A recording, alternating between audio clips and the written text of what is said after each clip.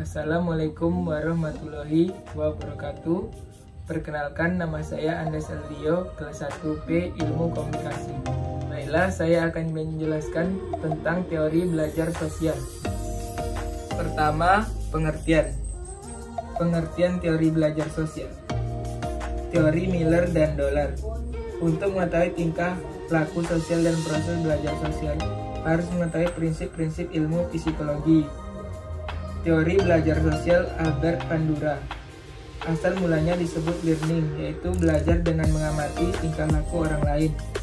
Yang terpenting dari teori belajar sosial adalah kemampuan seseorang untuk mengabstraksikan perilaku dan tingkah laku seseorang, mengambil keputusan tingkah laku mana yang akan ditiru. Selanjutnya, macam-macam proses kognitif dari teori belajar sosial.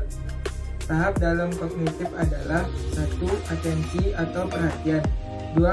Retensi, mengingat, 3. Reproduksi gerakan, 4. Motivasi. Yaitu perkembangan ruang sosial dan sistem biokoligikal. Lingkungan merupakan salah satu faktor terpenting dalam tingkah laku anak. Berdasarkan teori biokologikal, untuk mempelajari perkembangan anak, kita tidak dapat langsung melihat lingkungan, tetapi juga interaksi dengan lingkungan yang lebih besar. Lapisan lingkungan yang memiliki dampak: 1. Mikrosistem, 2. Mesosistem. Dan kelebihan dan kelemahan teori belajar sosial. 1. Kelebihan. Teori belajar sosial Albert Bandura lebih lengkap dari teori sebelumnya karena menekankan bahwa lingkungan dan perilaku seseorang berdasarkan sistem kognitif orang tersebut.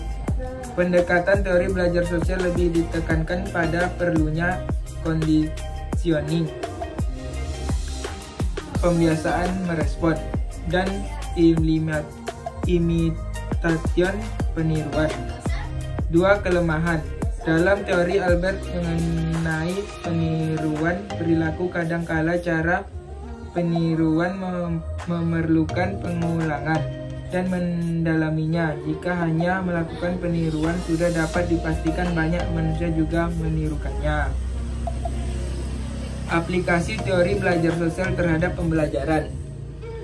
Bandura percaya bahwa sesuatu yang dapat dipelajari dari pengalaman langsung juga dapat dipelajari secara tidak langsung melalui observasi. Dalam proses pembelajaran berdasarkan teori Albert, seorang guru harus dapat menghadirkan model yang baik. Model yang baik dapat mendatangkan menghadirkan pengaruh yang besar. Kesimpulan, teori belajar sosial menganggap bahwa belajar tidak hanya sekedar perubahan tingkah laku yang diamati, tetapi juga pencapaian pengetahuan dan tingkah laku yang dapat diamati. Sekian yang dapat saya jelaskan terhadap teori belajar sosial. Lebih dan kurang saya mohon maaf. Wabillahi taufiq wal hidayah. Wassalamualaikum warahmatullahi wabarakatuh.